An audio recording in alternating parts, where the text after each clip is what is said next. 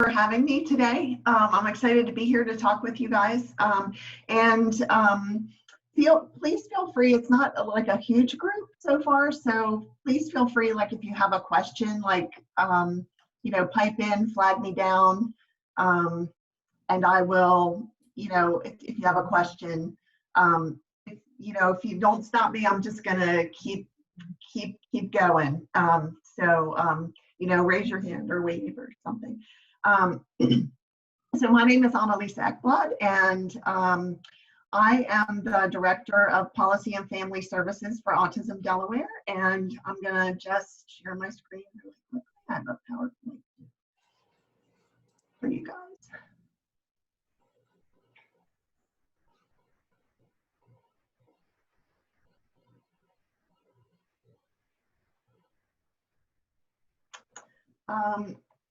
So I'm going to take the first few minutes to talk to you guys a little bit about Autism Delaware. So Autism Delaware, if you guys don't know, we've been around for 20 years, and we are the state's only family support and advocacy organization dedicated exclusively to supporting individuals with autism and their families. So many other states may have chapters of the Autism Society or Autism Speaks or other organizations. In Delaware, we are it. We are Autism Delaware, and we serve the entire state of Delaware. We have offices in Newark, Dover, and Lewis. So we support families and individuals all across the state. So I'm going to just give you a brief overview of our services, because while you're at your maximum attention, I want to make sure that you know what we can provide to families that you're connecting with. One of the services I'll start off with, we have an adult employment program. So if you are working with families whose children are finishing school, who have autism, we provide community-based supported employment services to adults with autism. And that's through a program, it's called POWER, which stands for Productive Opportunities for Work and Recreation. But that's not my hat that I wear in the organization. I wear the hat of family services. And we provide services to families of children with autism across the lifespan, but we have several programs that are specific for families who have children 18 and under specifically. And I will send our flyer of our services to you guys, so I can share that with you guys. But we basically have two big programs. One is our Family Navigation Program, and that is for professionals, families, anybody who has kind of short-term needs to understand or get resources from somebody who knows the system of services. So we have family navigators who serve every county, and they work with families and professionals to help access resources and information. Then we also have what we call the ACT program, which is the Autism Care Team program. And this is a referral-based program. So it requires a referral from a licensed professional. It could be a pediatrician or a clinical psychologist or a licensed clinical social worker. And it is reimbursable through insurance.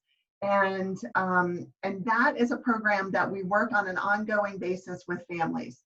So if you have a family, a foster family, or or the biological family that need an ongoing support from someone, we have family support providers across the state who work one-on-one. They can meet the families in their homes. They can meet them at the library. They can meet them in our offices. Not now, but now we're meeting with families all virtually. But we meet with families on an ongoing basis. So they meet with the families at least once a month, and they help them sort of develop goals that they want to achieve for their child, for themselves and their child. So this is a program that we're really proud of. It's a very highly supportive program, and it's really, really wonderful for new families who have newly diagnosed children who are just sort of trying to understand the system of services, and then also for families who are experiencing some sort of crisis and need, additional support. So those are our two big family support programs.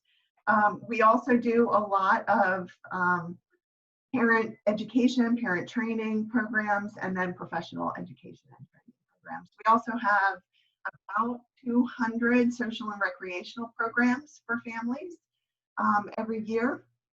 Again, right now we're a little bit on hold, but we have all kinds of parties and programs, bowling and beach parties and train rides and things like that, so that families can connect with one another. So all of that is accessible on our website, which is autismdelaware.org. So that's a little bit about us. Go ahead. Do you have the capacity to work with Spanish-speaking families? Indeed, we do. Yes, we do. Unfortunately, that is the only language that we're able to support currently, but we do have bilingual family navigators and bilingual family support providers in Spanish. Great. And all of our materials are in English and Spanish as well. Okay. All right, so today I'm going to talk to you a little bit about sort of the rising prevalence of autism with individuals with autism. I'm going to talk to you a little bit about the early signs of autism, and then some co-occurring disorders that we see with autism, and then talk a little bit about programs and resources that are available in Delaware. So just recently, the Centers for Disease Control and Prevention came out with a new prevalence estimate for autism. The prevalence estimate now is that 1 in every 54 individuals has autism spectrum disorder. And as you can see from this graph, the prevalence continues to rise. We get a lot of questions. The most common question we have around this is why. We don't know exactly why, but the research shows that it is a combination of better evaluation and screening techniques coupled with environmental and genetic factors. So it's not just that we're able to screen and identify better, but that there is actually genetic and environmental factors that are causing an increase in the prevalence of autism. So what is autism? So autism is a developmental disability that causes significant social, communication, and behavioral challenges. So that's in a nutshell. It's a lifelong disorder. You don't get cured from autism. And it's a disorder that that prevents individuals from properly or typically understanding their experiences. So these are some terms that you may have heard in your work. So you may have heard these terms: classic autism, you may have heard Asperger's syndrome, high functioning autism, PDD, NOS.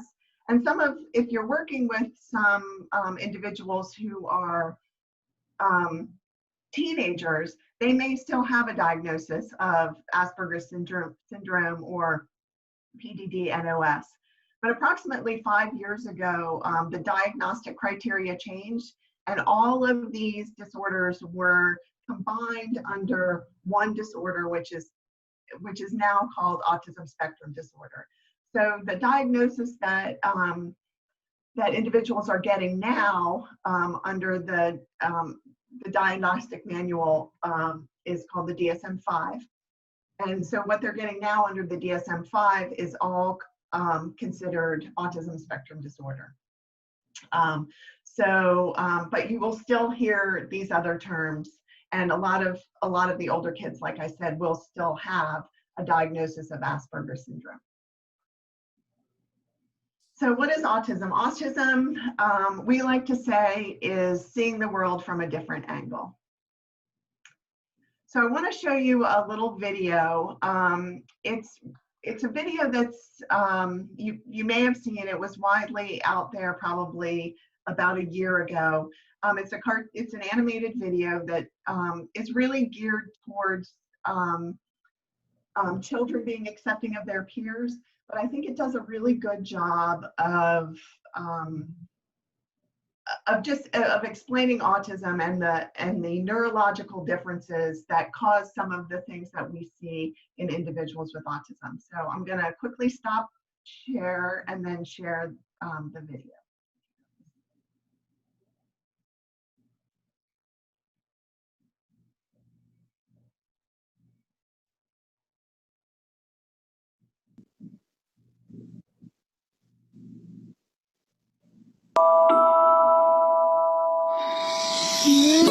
We are all different, and that's wonderful. Some differences are easy to see. Height, hairstyle, gender, eye color, and so on. Other differences can't be seen. Our favorite foods, ears, or special skills.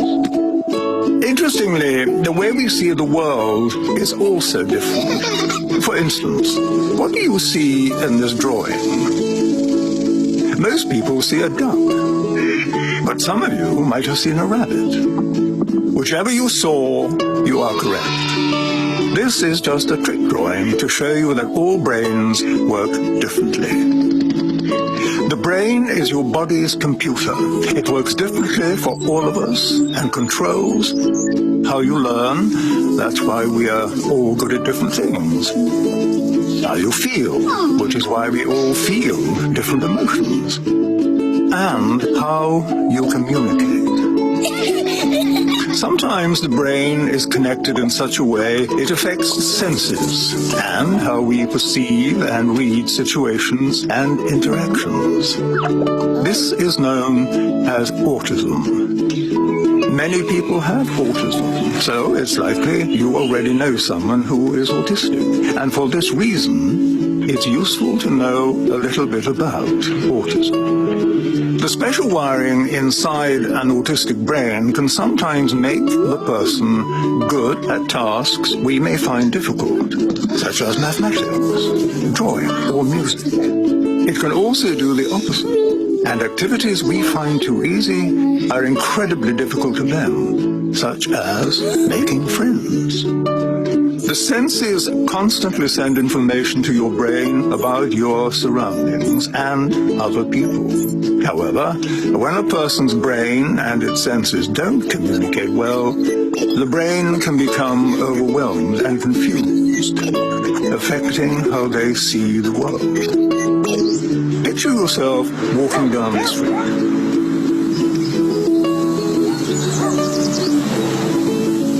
This is how an autistic brain may experience the same walk. Scary, isn't it? Sadly, in many cases, the person can't say out loud how they feel. So even though there's chaos going on in their heads, they seem okay on the outside, unable to ask for help. We all develop behaviors to help us feel calm in uncomfortable situations. We may look away, hug ourselves, chew our fingernails, fidget, bite our lips, and so on. Equally, autistic people develop behaviors that help them cope with these intense moments. These actions may seem unusual, but they're just their way to feel calm. When they happen, it means they are having a hard time. The kind thing to do is not to give them an even harder time by getting cross, ignoring them, or mocking them. Remember, just because a PlayStation can't read an Xbox game, it doesn't mean it's broken. People with autism need friends who are willing to take the time to know them. With good communication and plenty of patience, everyone would be better off. People with autism are not ill or broken. They simply have a unique view of the world.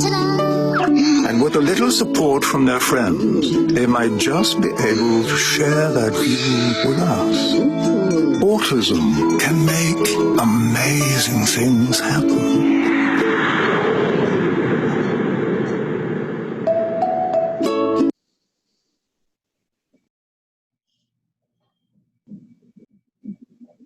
All right. Let's close that down. I hope I don't do anything bad.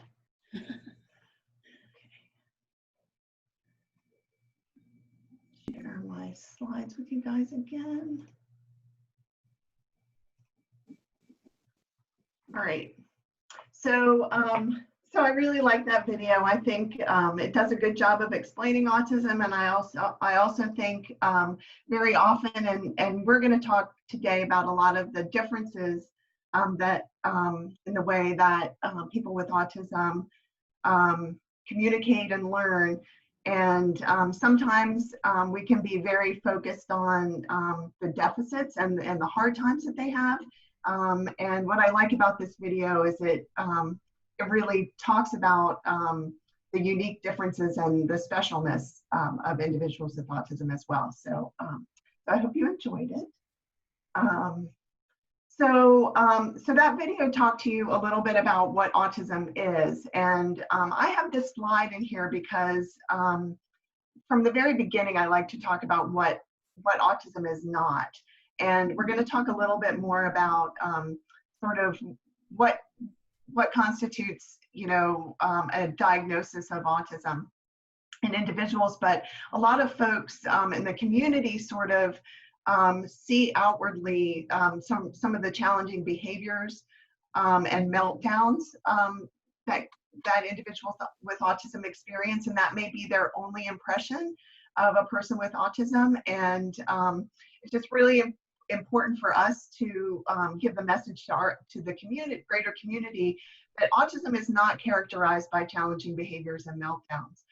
Those are sometimes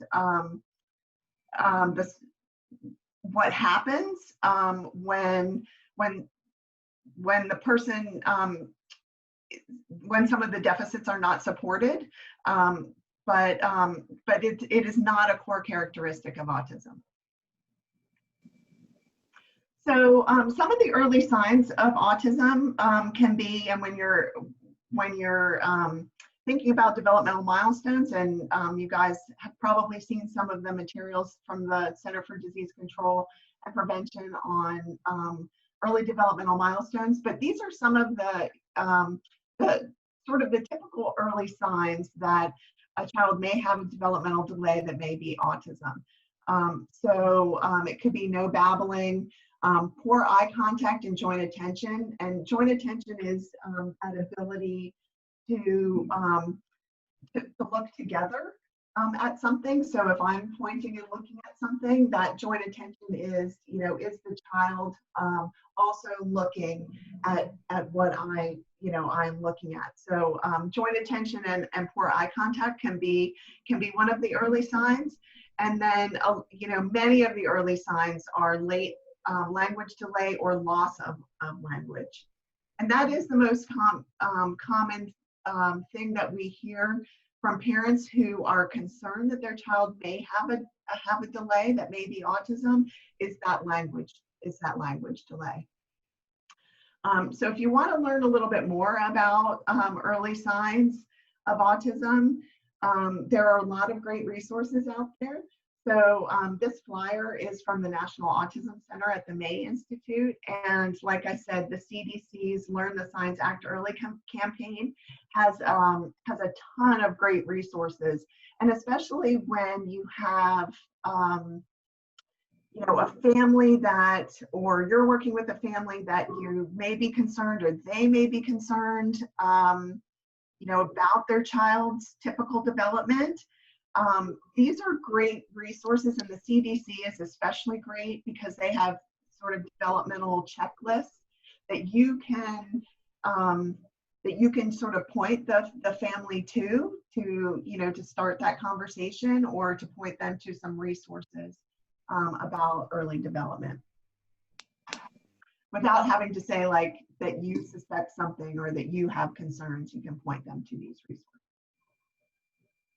So, so what is autism spectrum disorder? So this comes directly from the diagnostic manual, the DSM-5, and these are the two big categories that would qualify someone for a diagnosis of autism. So there are really two major areas. So one is the social communication and social interactions.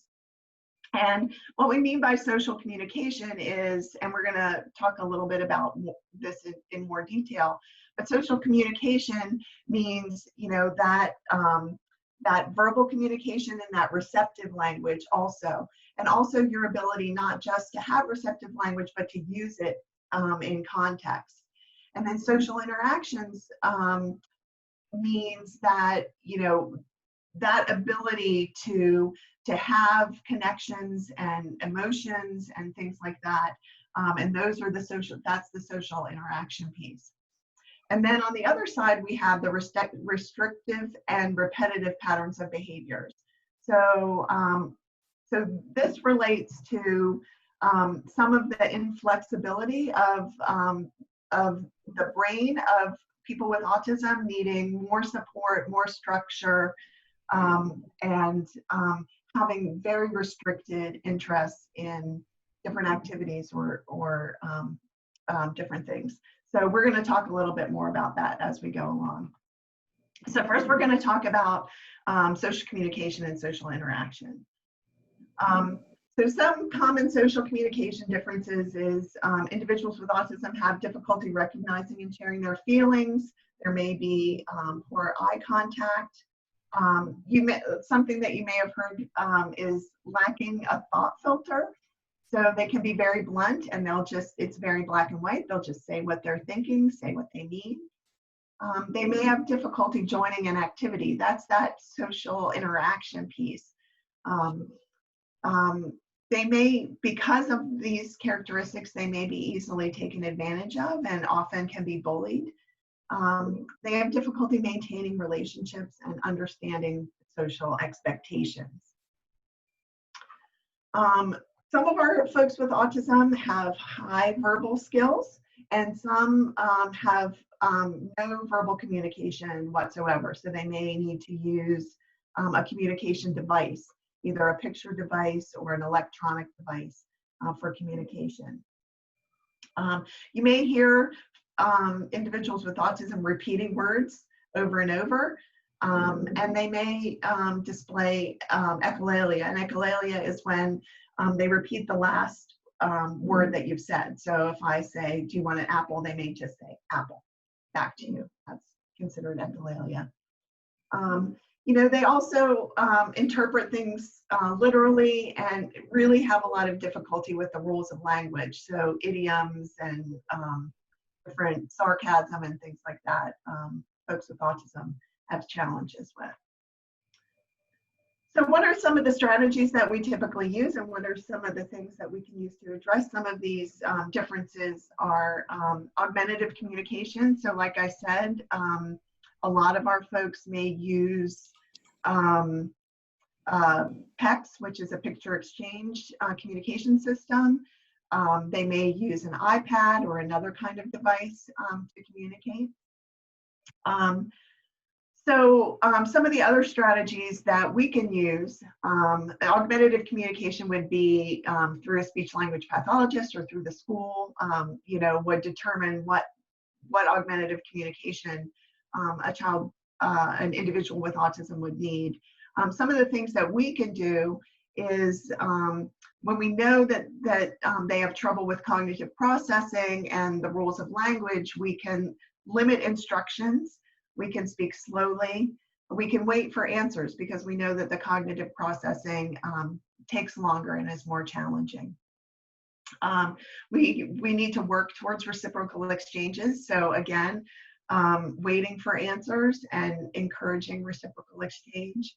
and consider expressive and receptive language intervention. So that's through a speech pathologist. And one of the things that we definitely encourage families to do is to be trained in that communication method. So sometimes we see in the schools that they're using a communication method with the student or child, but then the parent doesn't know that that communication method is not able to implement at home.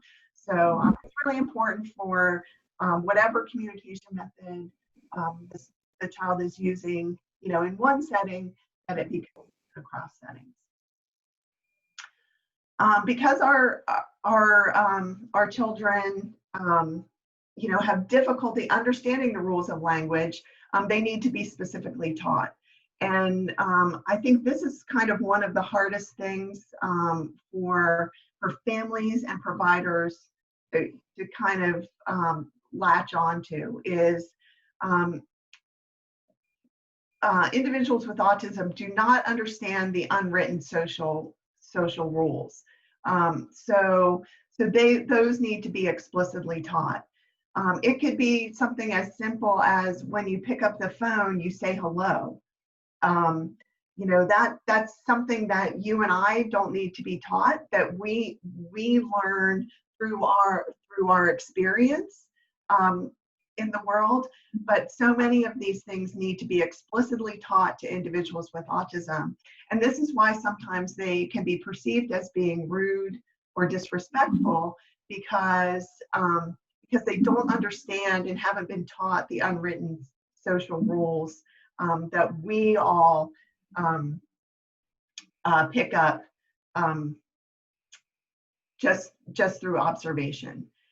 So some of the things that we can do is pre-teaching, scripting, and helping them, you know, on how to engage in those social interactions. There are social skills classes that are available, and we need to teach them idioms and humor. So there's a funny video by a young man named George that I wasn't going to show you guys today, but he talks about, you know, the idiom raining cats and dogs, that when he first heard that, he actually thought, you know, cats and dogs would be falling from the sky. But that's the kind of thing that our folks experience, is that that literal interpretation of things. And so they need to be taught what those kinds of things mean. And then they need to be provided the opportunity to be social and to learn how to be social. And you know, like with anything, you know, we're all humans. We don't like to put ourselves out there into situations that are uncomfortable. And so a lot of social experiences can be uncomfortable for individuals with autism.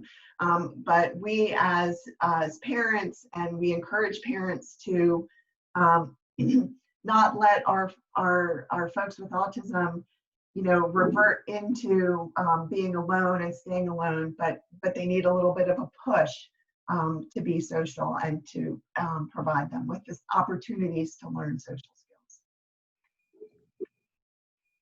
Any questions about social interaction, communication? All right, so restrictive and repetitive patterns of behavior. So like I said, our folks have a real strong need for routine and sameness. And they can have really intense and restricted special interests. Those of you who have met some kiddos with autism know that they can really focus in on one thing, you know, and they'll learn absolutely everything about it. So we have some kids who are really into vacuums and exit signs and, you know, really interesting and different things. And one of the unique opportunities is, you know, as we're, you know, trying to motivate them to do something, these intense interests can help us, because we can use those to motivate them, you know, to maybe step out out of their shell or to do something. So they have a lot of difficulty changing from one activity to the next, and they can be very rigid and inflexible. There's a book called, or a system called Social Thinking by Michelle Garcia Winner, and she refers to this as rock brain. So it's an impenetrable rigidity. And then they also have challenges using skills in different environments. So one story that a colleague had shared with me is that they were having a pool party, and they were all horsing around, and they were pushing each other into the pool. And they were pushing. I guess their child pushed their uncle into the pool. And so they were all having a lot of fun. A few weeks later, there was a wedding, and they had the reception at the pool. And the uncle was standing by the side of the pool in his tuxedo, and their son pushed him into the pool. So that's obviously not appropriate, but that's a little bit of an illustration of how individuals with autism don't necessarily understand that some rules apply in one context and they don't apply in another context. So they have a strong need for closure, the need for support from activity to activity, following a schedule and going from place to place. And what we like to stress is that transitions happen all the time, every day. When we get off this call, that's a transition. I'm transitioning from one activity to another. And so we need to prepare them for those transitions and work to teach a little bit of flexibility into those transitions. So some of the things that we use to support some of the restricted behaviors and the need for structure is to provide that structure through visuals. Most individuals with autism are visual learners, not auditory learners. So providing information about what the expectations are, what the schedule looks like, can be extremely calming and supportive of individuals with autism. So this picture on the right is John's morning. So these are the things that John is going to accomplish during the morning. So eat toast, drink juice, brush teeth, TV time, leave for school. So John knows exactly what his morning is going to look like. And you can have little cards that you peel off and put away so that John knows how to walk through his morning. On the left-hand side is a visual timer. So like I had said, individuals with autism have difficulty transitioning. So this is a great tool that we can use to help our individuals know, when we're going to be transitioning to something else. So it gives them, that warning that we're going to be done with something and the next thing is coming. This is a tool that many parents and schools use, to help our individuals with those transitions. And it's the same idea. You would show them the card and make sure they're looking at it and say, okay, 5 minutes, and then we're all done. 4 minutes, then we're all done. 2 minutes, 1 minute more, then we're all done. And that makes the transition easier. There are also ways to prepare our individuals for new situations, which can be scary for them. And these are called social stories. And we're not really going to go over that. But basically, a social story is breaking down in pictures what's going to happen.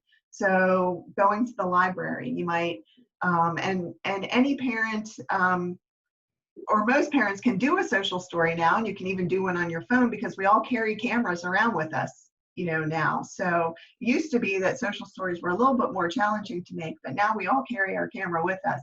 So going to the library, here's the outside of the library.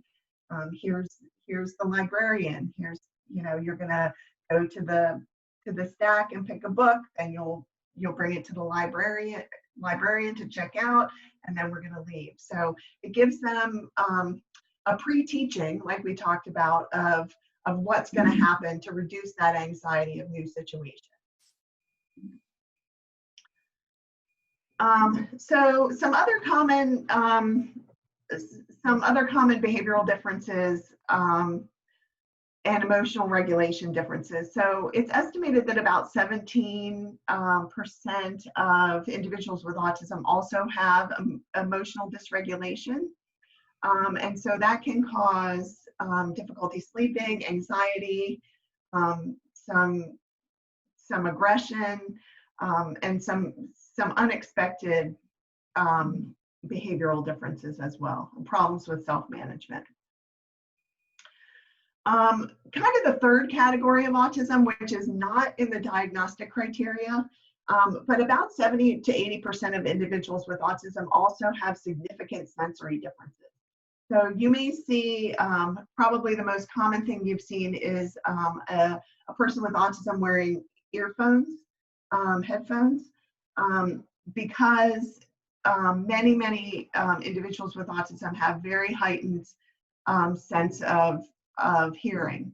And so things sound extremely loud to them, and this can cause anxiety and stress. But they can also have sensory differences in sight and smell and touch and taste. Many individuals do not like to be hugged. Some really need that tight sensory input. If any of you have seen the Temple Grandin movie, Temple Grandin is a famous woman with autism, and she didn't need the sensory input from a human, but she needed that tight sensory input. And so she built herself almost like a cattle squeezer so that it could squeeze her to get that kind of sensory input that she needed. So it's an interesting movie. But taste and pain and temperature, all of these. And individuals with autism can be either oversensitive or undersensitive to any one of these. So some of our folks can be, like I said, don't want to be touched at all, and others really need that tactile input of touch. And no two are the same. So one individual may be very sensitive to hearing, but undersensitive to touch. So it can differ between people, and it can differ day to day for different individuals. And so this is one of the things I wanted to show you, because we're going to start talking a little bit about how all of these differences relate to behavior. But this is a very interesting figure. It's called the pyramid of learning. And at the bottom, you can see all of the sensory systems, and then the sensory and developmental systems, and then the speech systems. And all of those impact behavior, ability for daily living activities, and academic learning. So if any of these systems on the bottom are out of whack, that is directly impacting their ability to their behavior and their ability to process academic learning. So it's really, I really like this graphic because it really shows that those foundational needs of our kids, and if we're not supporting those needs and addressing those needs, they can't learn. So on the very bottom is that sensory system. So related to sensory, some strategies, common strategies are definitely occupational therapy. Most of our guys receive occupational therapy. But then there are other things that we can do.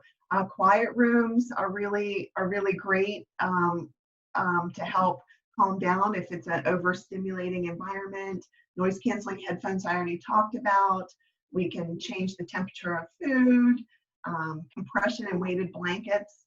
or sometimes use hats, glasses, fidgets, and things like that. So there are things that we can try, that are kind of low tech, but definitely, for any kid with autism who has sensory needs, definitely getting an occupational therapy and therapist involved is the most important thing to design a program that will support all their needs. Oh, and this is, I already talked about this, have 17% experience emotional dysregulation. And some of the strategies around that are, teaching emotions. What do emotions look like? There's some great apps out there now for teaching emotions. Support their communication needs in all settings. And de-escalating the situation, especially when it comes to emotional dysregulation, and controlling your own emotions and understanding behavior is not a reflection of you or the parent. So it all connects, right? So we talked about a lot of different things.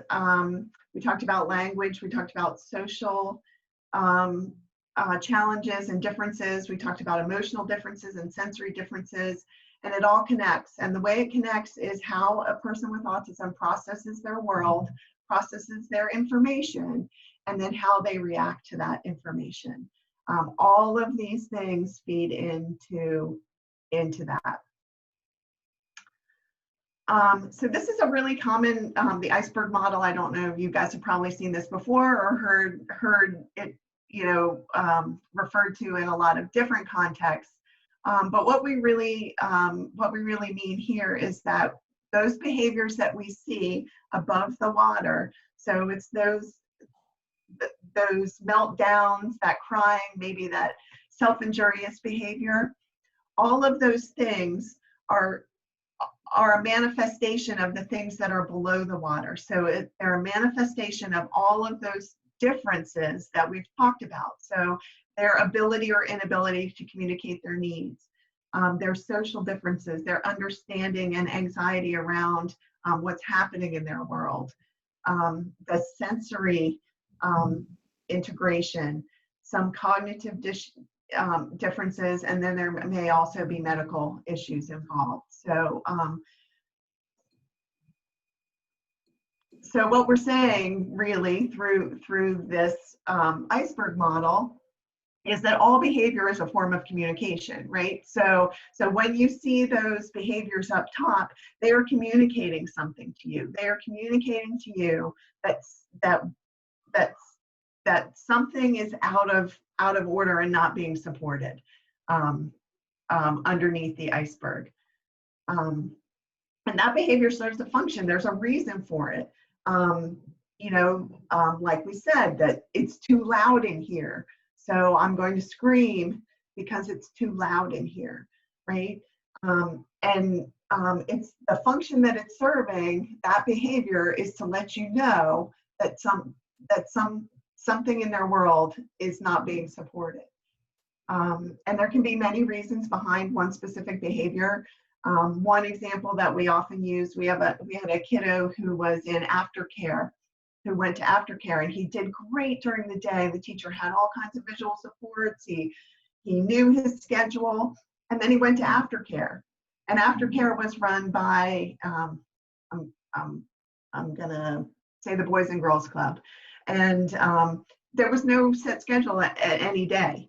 It's free form, they could do whatever they want, and it's loud in the gym where they go for aftercare.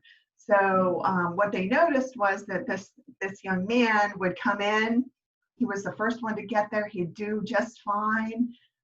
They gave him a piece of, a coloring page or something. He was doing just fine. But as the other kids came, he became more agitated, and then had a full-on meltdown. Well, there was multiple reasons, right? It wasn't just the loudness and the chaos. It was also, he didn't know what to do. There was no plan for him. He was used to having a schedule, and he worked really well with the schedule, and he didn't know what to do. So that's just an example of how there may be, the meltdown is the behavior, but there were multiple reasons for that behavior. And we can learn to understand and interpret those behaviors. the really important point here in bold is that these behaviors can be reduced with support. So we need to support those behaviors, not punish them.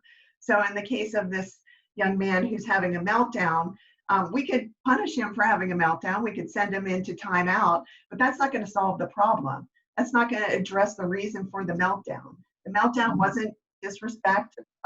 It wasn't, because he was trying to get his way.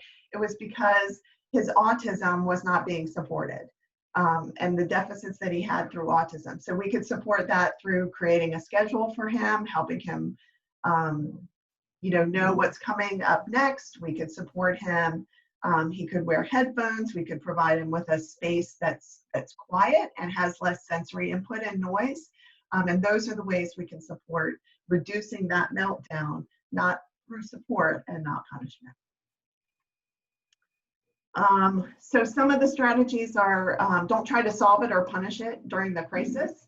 That doesn't really help. So you're not going to solve it by asking them, what do you need? What's wrong? What's wrong? What's going on? Right when the crisis is happening. You need to try to find out the meaning behind the behavior and then support those differences. Again, like I said, we need to think about all of the different differences that our kids have and try to figure out which one is being impacted. And really focus on the communication, helping them to communicate to us, what's going on in their world really helps with that, with identifying that. There's also a type of therapy called ABA therapy, which is applied behavior analysis therapy, which is when we can't solve these issues on our own. These are experts that can help design systems and figure out what's going on. And then in the schools, they can do a functional behavior assessment or a behavior support plan in school. So those are school tools that can be used. So all behavior is communication, and we need to strive to understand it. And this is just a quote that I really like, that besides being kind and being the right thing to do, it's far more expedient to support the autism than assume negative character and ill intention when the person with autism is struggling. So again, they're not doing it to be with ill intentions. We need to understand that they need support. Annalise, can I ask you a question? Yeah, sure. If a family needs some behavioral support, do you have behaviorists that can work with the families to set up a plan? Right. So at Autism Delaware, we do not provide clinical behavioral services, but we do have on our website, which is autismdelaware.org, we have a resources guide. And if you go to our resources guide, we have under behavioral therapy or ABA therapy, we have a whole list of behavioral therapists in the state of Delaware. Okay, thank you. We do have a 5-week parent training series called Parent to Parent, and it's by parents for parents. And we teach parents a lot of the same stuff we're teaching you today, like the relationship between the core areas of autism and behavior. And then we teach the parents, we go a little bit more in depth in teaching them some of those visual supports and visual, how to create those visual structures for their children. So that is a program that we offer.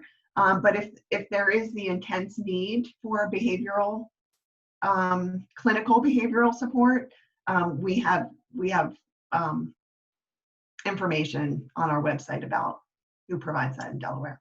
Okay, could they be referred to an out-of-state facility then? Like I know I've had children that are severely involved behaviorally and they just need inpatient, such as Kennedy Krieger, actually, which I'm thinking about in Baltimore. Do you assist with that? So that's a challenge in Delaware. So we don't have intensive inpatient or outpatient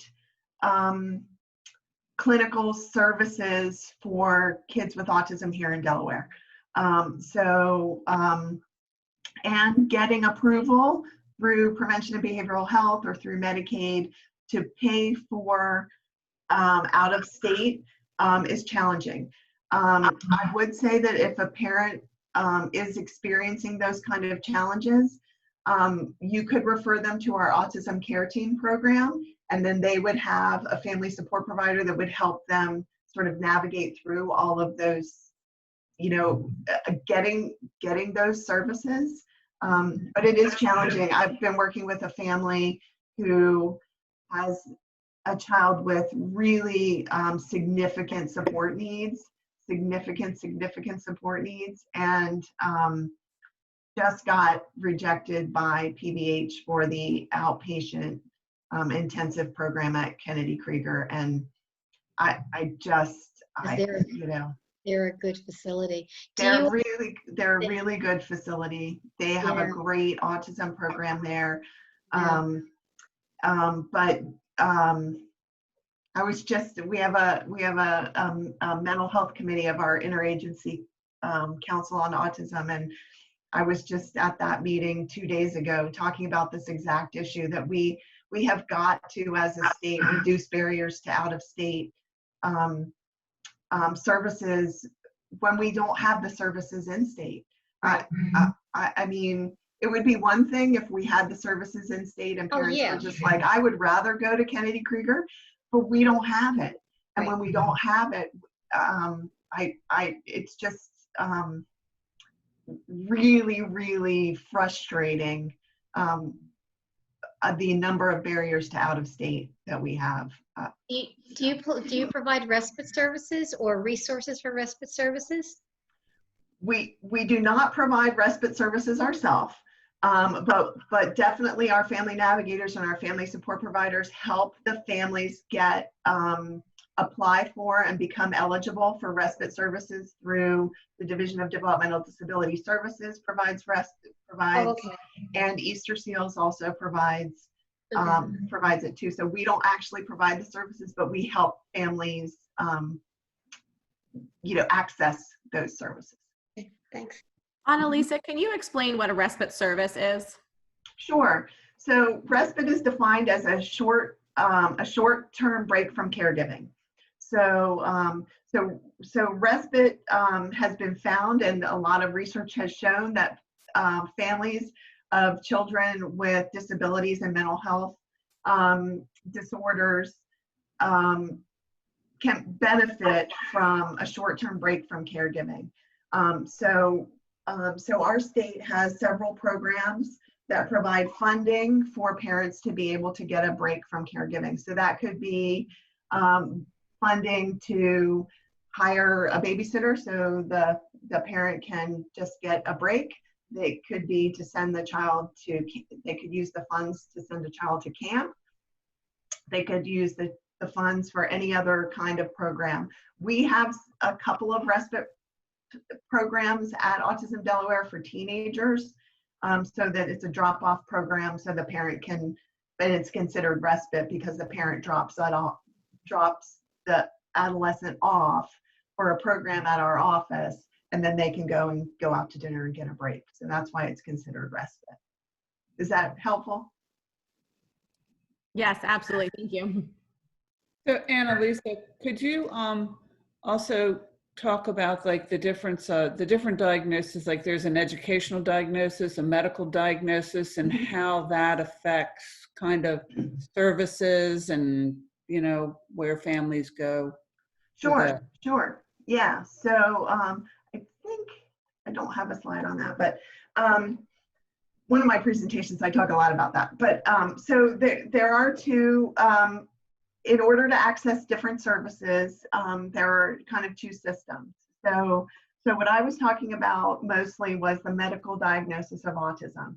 So that diagnosis is done by a clinical psychologist. We have a great center at Nemours AI DuPont, the Swank Autism Center, that does diagnostic evaluations. And so when a family would receive a medical diagnosis of autism through a clinical psychologist or a developmental pediatrician, they would gain access to services covered by insurance. So you would need a diagnosis to access outside speech therapy, that ABA, the behavioral therapy I was talking about, occupational therapy would be paid by insurance based on the diagnosis of autism. You know, just like any other diagnosis that a person might have, you know, would give them access to the kinds of treatment that they need. So a medical diagnosis would give them access to therapies covered by insurance, would also give them the ability to be eligible for Medicaid.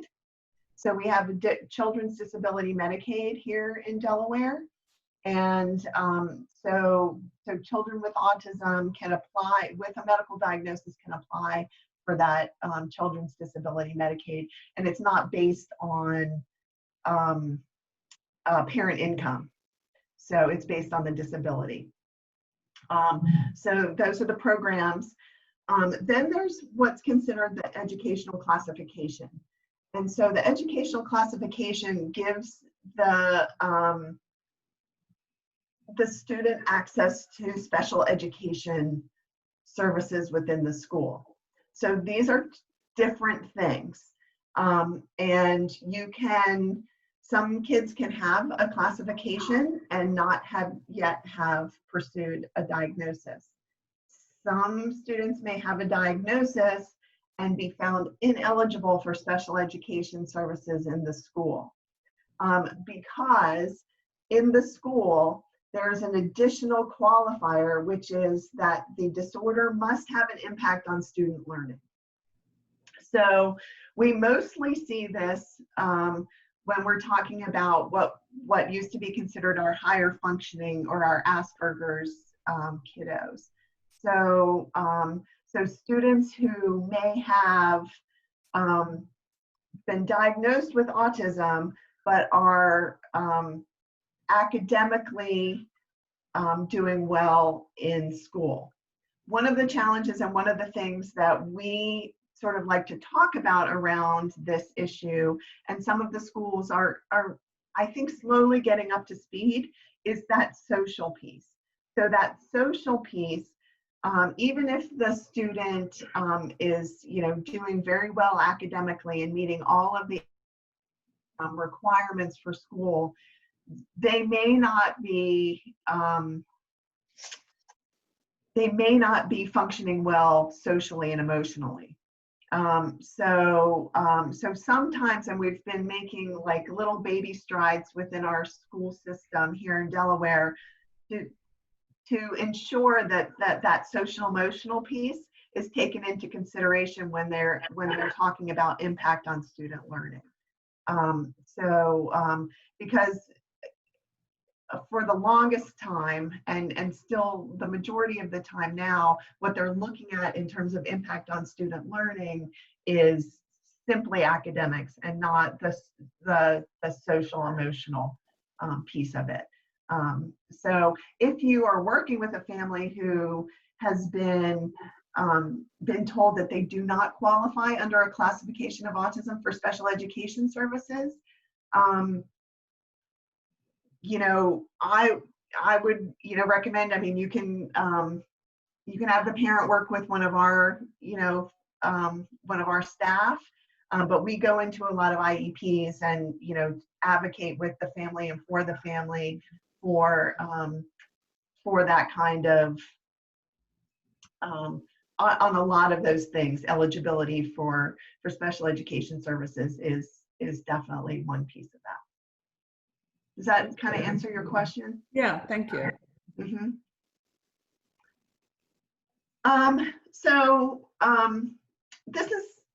This is a quote that I really enjoy, because it just sort of talks about the differences in the autistic brain and the neurotypical brain. And I'm able to plan. I have an idea. I understand social rules. I can be calm when my mind is racing and move my body in a coordinated way. And why can I do that? Because my neurology gave it to me for free. we take our bodies and brains for granted. A child with autism has to work extra hard because it costs a lot for their neurology to work.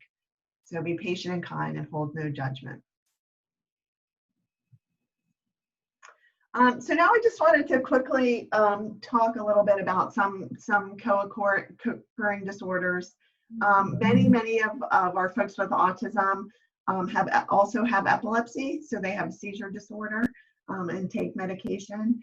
And then some of the other medical issues that Fragile X is less common, but a lot of our folks deal ongoing with gastrointestinal issues, sleep issues, toileting issues, and then eating and pica, which is eating things that are not food. So those are very common, and you'll see in many of our folks with autism. Anxiety and depression are also very common co-occurring disorders that our folks are diagnosed with. Also, we see a lot less ADHD as a diagnosis as we used to in the past. A lot of our folks would get first a diagnosis of ADHD and then autism, but some of our kids do have both.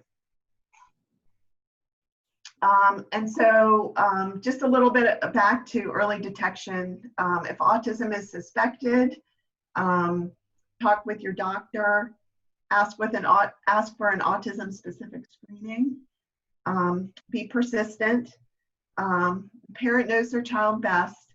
And one thing that you guys probably know, but not a lot of our parents know and not a lot of our professionals know, is that the parent can self-refer to Child Development Watch. So it doesn't have to come from a doctor. So if the parent has concerns, but the doctor says, let's just wait and see, if the parent still has persistent concerns, they can self-refer to Child Development Watch.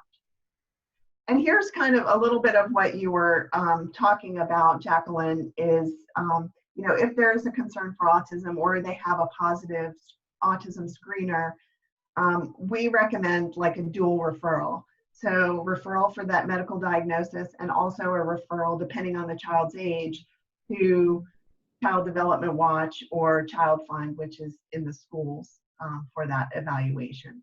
Because both of those things give parents access to different services. I don't know, you guys probably know a lot about Child Development Watch, but it's our state system for early intervention for children birth to 3. And they provide an individualized support plan, provide early intervention services across the state, and physician or parent referral. And then Child Find is for children ages 3 to 5, and that's those contacts are within the local school districts. And I recommend, if they're calling Child Find within the local school district, that they put it in writing that they want their child to be evaluated for autism, and put it in writing in an email to keep a paper trail for that request. The Children's Community Alternative Disability Program, that's that children's Medicaid that I was talking about. So it gives our children access to Medicaid, even if they have a primary health insurance. The primary health insurance would be the payer. Medicaid would be the payer of last resort, but it would provide some additional coverage. We have caps in Delaware for primary private health insurance for some behavioral therapies. So if the parent exhausts all of that funding for behavioral therapy through their private insurance, then Medicaid could kick in and cover that insurance. And income is not counted for eligibility. There's an organization called Delaware Family Voices in Delaware that can assist families. We assist with Medicaid applications, but Family Voices is really the expert when it comes to children with disabilities and insurance issues. And we refer parents if they're getting denials or if they've been denied Medicaid. We refer them to Family Voices to help sort out those issues. The Division of Developmental Disabilities Services is mostly an adult service system, and they provide adult services, residential services, adult employment services, but they do provide respite funding for children ages 3 and over, before they turn 18.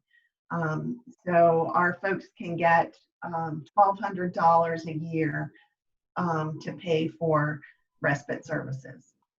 And then SSI is for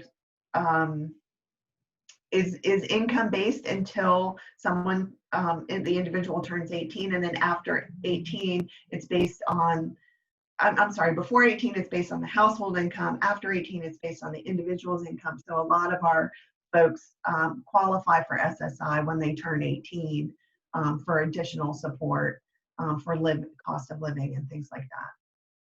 And I think that benefit is like $770 a month for SSI. And that's it. And that's my presentation. And again, we are Autism Delaware, and this is our contact information in both counties, and that's our website there. So if you guys have any other questions, I'm happy to answer. No. So I have Annalisa, that was awesome. Thank you so much for that. So in terms of if a CASA volunteer has not worked with an autistic person before, what are some of the ways that you might suggest, kind of like a first meeting or type of how do you kind of set up a first meeting, if you could kind of share some insight? So if you were working with like an adult with autism? Or no, it would be a child. It would be a child. So you'd be working with the parent of a child or individually with a child? Explain to me a little bit more. Yeah, sorry. So the child would be in foster care. I mean, the majority, I would say 9.5 times out of 10. But then, you know, the child would be most likely in a foster home. So they're experiencing a lot of changes. So the CASA is the one who advocates for, you know, we're working towards reunification. We're working towards, you know, helping the family get back together. So these CASA volunteers are interviewing the child, you know, talking to the child, talking to the biological parents, talking to teachers, you know, anybody, therapists. So I understand like the CASA would be somebody new in the child's life. So I guess my question is really, what are some ways or strategies that a CASA volunteer could use to like first meet a child who might be autistic? Yeah, I mean, I would recommend, you know, you know, contacting the foster family or asking the biological or foster family if the child has any special interests. And I would really recommend, you know, sort of focusing on that, you know, sort of, you know, maybe learning what their special interest is, like if it's Pokemon, you know, and, you know, sort of introducing and talking about, you know, what it is that sort of makes them tick. You know, it depends on sort of what information, you know, you're trying to, and what relationship you're trying to make with the child. I think, you know, communication and that relationship building can be very challenging with kids with autism. So it kind of depends.